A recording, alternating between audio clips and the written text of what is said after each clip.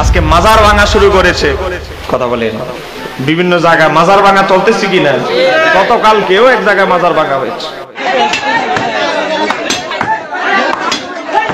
এই দেখেন এই কবরটা হচ্ছে ইবনে তাইমিয়ার। গুগলে সার্চ দিবেন, শুধু ইবনে তাইমিয়া লিখে সার্চ দিবেন, ইবনে তাইমিয়ার মাকবারা লিখে সার্চ দিবেন, শুধু ইংলিশে লিখে সার্চ দিবেন, চলে আসবে। এই ইবনে তাইমিয়ার কবর দেখেন কি পাথর দিয়ে খোদাই করা।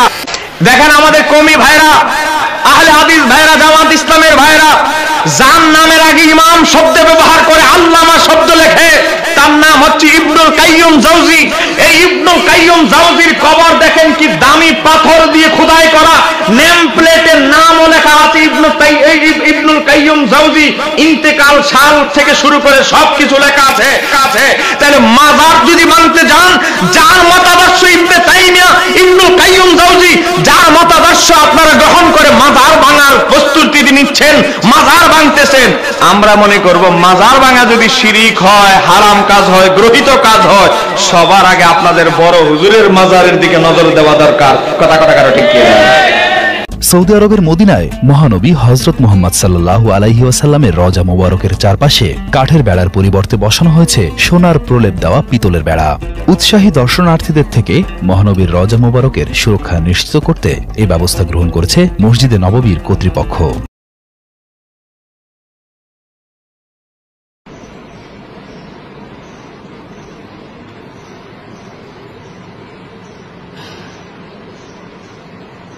মাননীয় প্রধানমন্ত্রী যখন সূচিপত্র দেখলেন, বললেন এটা তো ভয়ঙ্কর একটা ফিতনা, বললেন পিস টিভি অনতিবিলম্বে বন্ধ করা হোক।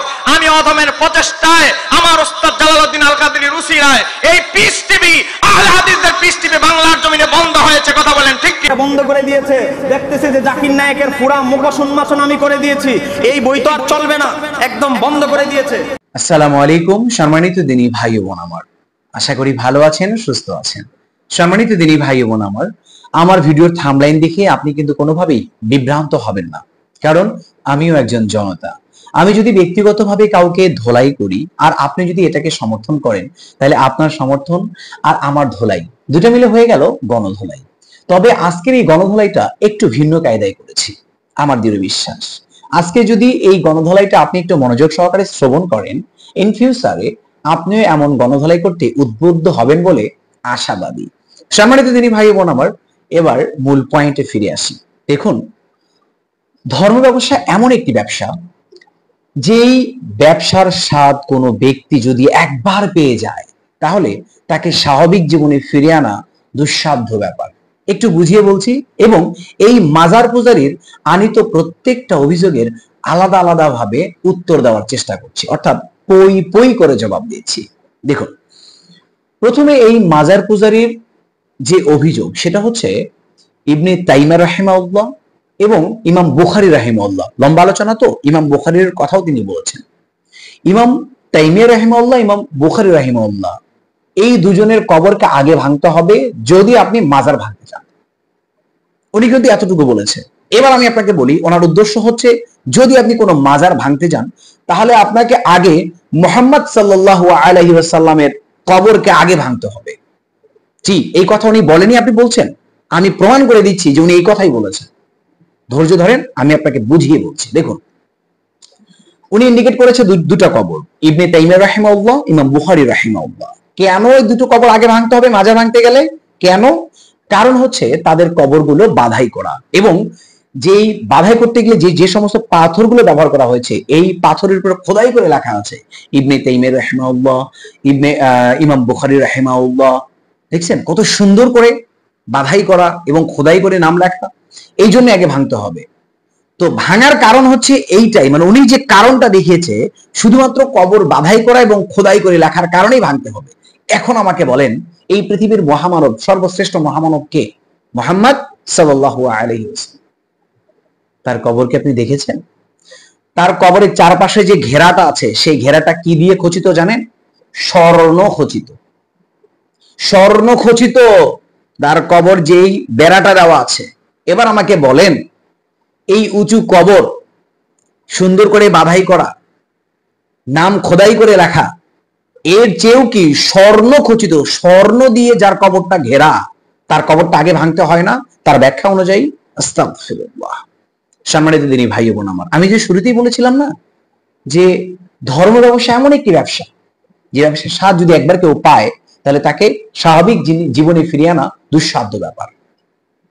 তিনি যদি এখানে কোন রকম এই কথা বলতো যে মুহাম্মদ সাল্লাল্লাহু আলাইহি ওয়াসাল্লামের কবর আগে ভাঙতে হবে, যদি এই কথা উনি কোনোভাবেই বলতো, তাহলে উনি কোথায় আছে কোথায় থাকে বাংলার তাওহীদীয় জনতা তাকে খুঁজে বের করে গণধোলাই দিয়ে দুনিয়া থেকে তাকে বিদায় করে দিত, এটা আমার বিশ্বাস। দেখুন, এবার আমি আপনাকে বলি বাংলাদেশের বিভিন্ন মাজারগুলো কেন ভাঙা হচ্ছে। আপনি খুব ভালো করেই জানেন। আমি আমার ব্যক্তিগত জীবনের একটা অভিজ্ঞতা বলি।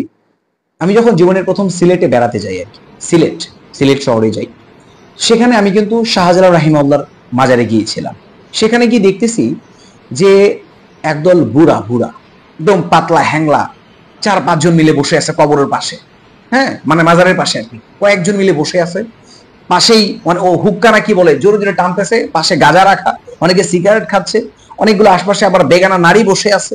আর এমন এমন চুল ভাই, এমন জট্টা বাঁধা, মানে এগুলো যদি আপনি দেখেন স্বাভাবিকভাবে খাওয়ার রুচিও ভাই উঠে যাবে। ওরা ওই মাজারে হুক্কা টানতেছে, গাঁজা খাচ্ছে, বেগানা নারী নিয়ে বসে আছে, আবার অনেকে আসে সেজদা করে ওদেরকে টাকা দিয়ে যাচ্ছে।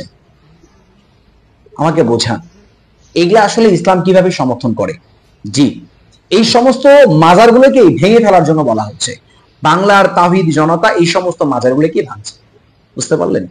ওই কি কিছু কিছু মাজার আছে যে মাজারগুলো আপনার মশারি টাঙায় রাখছে, ওর বাবাকে নাকি মশা কামড়ায়, 10 টাকা নাকি দিয়ে যেতে হবে, তা না হলে ওর বাবা বলে সামনে গিয়ে অ্যাক্সিডেন্ট করাই দিবে। সেজদা করতে হবে, বাবার কাছে নাকি চাইতে হবে, নালে বলে কিছুই পাওয়া যাবে না, জীবন বলে ধ্বংস হয়ে যাবে। বাচ্চা দরকার, বাবার দরবারে যাও, টাকা ঢালো, সেজদা করে বাচ্চা পেয়ে যাবা। আস্তাগফিরুল্লাহ। কত বড় শিরক! শিরকের একমাত্র উপহার হচ্ছে জাহান্নাম, চিরস্থায়ী জাহান্নাম। এই গুনার কোনো ক্ষমা নেই। সম্মানিত দিনী ভাই বোন আমার, এই সমস্ত মাজারগুলোকে কিন্তু তাওহীদি যে এই জনতা তারা কিন্তু ভেঙে ফেলতেছে। কিন্তু যারা মাজার পূজারী তাদের লাগতেছে, কারণ ব্যবসার অন্যতম মাধ্যম হচ্ছে এই মাজার পূজা। আর এই মাজার পূজারীরা মানে আসলে এত নিম্নমানের হয়, যাদের জ্ঞান গরিমা এত নিম্নমানের যে তারা বোঝা জিনিসটাও বোঝে না। আপনি যদি 5 বছরের এক বাচ্চাকে যদি কোনো বিষয়ে প্রশ্ন করেন, সে যতটা সহজে উত্তর দিবে, কোনো মাজার পূজারী এত সহজে সে উত্তর দিতে পারবে না। মাজার পূজারী, মনে রাখবেন, মাজার পূজা করে, মাজার পূজা করেই বিনা পুঁজিতে তারা তাদের জীবিকা নির্বাহ করে। এই সমস্ত মাজারগুলোকেই টার্গেট করে বাংলার তাওহীদি জনতা সবগুলো মাজারগুলো ভেঙে ফেলছে, আলহামদুলিল্লাহ। আর এই ব্যক্তি এমন একটি ব্যক্তি, যে ব্যক্তি ডক্টর জাকির নায়েকের পিস টিভি বাংলার জমিনে বন্ধ করার জন্য বিশেষ ভূমিকা পালন করেছে। শুনেছেন না আপনি? সে কিন্তু সেই স্বীকারোক্তি দিয়েছে। কত বড় কথা, হ্যাঁ আমি পিস টিভি বন্ধ করে দিয়েছি আমার প্রচেষ্টায়, মানে এটা তার গর্বের বিষয় হয়ে দাঁড়িয়েছে। লজ্জাও লাগে না এই সমস্ত ব্যক্তি এইগুলো কথাবার্তা বলতে, লজ্জাও লাগে না। আস্তাগফিরুল্লাহ। সম্মানিত দিনী ভাই বোন আমার, আমি যে লিখেছি যে জনতার হাতে গণধোলাই, সত্যি এদেরকে এমন ভাবে দোহাই দিতে হবে যাতে করে পৃথিবীতে তাদের কোনো অস্তিত্ব না থাকে। এদের কারণেই বাংলার সাধারণ মানুষ তাদের জীবনকে, তাদের ইসলামিক জীবনটা এমন ভাবে পরিচালিত করছে যে তারা কোশ্চিনকালেও কোনোদিন জান্নাতের দেখা পাবে না। চোখ বন্ধ করে তারা শিরক করছে, চোখ বন্ধ করে বেদাত করছে। আর এই শিরক বেদাত এমন শিরক, এমন বেদাত যে আল্লাহর কাছে তওবা করে যদি ফিরে আসতে না পারে তাহলে চিরস্থায়ী জাহান্নাম। সাধারণ একজন মুসলিম, ওর কপালে কি আছে চিন্তা করেন তো। শুধুমাত্র এই সমস্ত ব্যক্তিদের জন্যই চিরস্থায়ী জাহান্নামে চলে যাচ্ছে। তাহলে এদেরকে যদি আপনি পৃথিবী থেকে উৎখাত না করেন, শুধু বাংলার জমিন থেকে না, তাকে পৃথিবী থেকে উৎখাত করতে হবে, যাতে করে এদের দ্বারা সাধারণ মুসলিম আর কখনো কোনো অবস্থাতেই একজন সাধারণ মুসলিম পথভ্রষ্ট হতে না পারে। এই জন্য আমাদেরকে বাংলার তাওহীদি জনতাকে এগিয়ে আসতে হবে, সমস্ত মাজার ভেঙে চুরে চুরমাচার করে ফেলতে হবে। যে সমস্ত মাজারে সেজদা হয়, যে সমস্ত মাজারে পূজা হয়, যে সমস্ত মাজারে টাকা পয়সা এই সমস্ত কিছু দিয়ে আশপাশের 2-4টা গরু গভেট যারা গাঁজা টানে, এদের বিরুদ্ধে যেন বিশাল একটা প্রতিবাদী কণ্ঠস্বর গড়ে ওঠে। এই প্রচেষ্টা বাংলার তাওহীদি জনতাকে সর্বদাই করতে হবে। চলুন মাজার ভাঙার সেই অন্বেষণ, নিজেকে সেখানে জড়িয়ে নিতে পারলে অনেক বেশি আনন্দিত হতাম। সম্মানিত দিনী ভাই বোন আমার, এ পর্যায়ের কথা না বলে আল্লাহ মহান রব্বুল আলামিনের কাছে আমরা দোয়া করি, আল্লাহ যেন আমাদের প্রত্যেককে এই সমস্ত শিরক থেকে হেফাজত করে। পাশাপাশি যারা এই সমস্ত শিরকের সাথে জড়িয়ে থাকার জন্য আমাদেরকে আহ্বান করছে, এদেরকে মহান রব্বুল আলামিন হয় হেদায়েত দিয়ে দেখ, আর না হলে এদেরকে আল্লাহ এমন ভাবে ধ্বংস করে দেখ, যাতে করে তার এই ধ্বংসটা দেখে বাংলার কোনো মানুষ যেন এমন কার্যক্রমের সাথে লিপ্ত হতে না পারে। সম্মানিত দিনী ভাই বোন আমার, এই পর্যায়ের কথা না বাড়িয়ে আজকে এই ভিডিওটা আমরা এখানেই শেষ করছি। আবার দেখা হবে ইসলামিক নতুন কোনো ভিডিওতে ইনশাআল্লাহ। ততক্ষণ পর্যন্ত মহান রব আপনাদের প্রত্যেককেই ভালো রাখুন, সুস্থ রাখুন।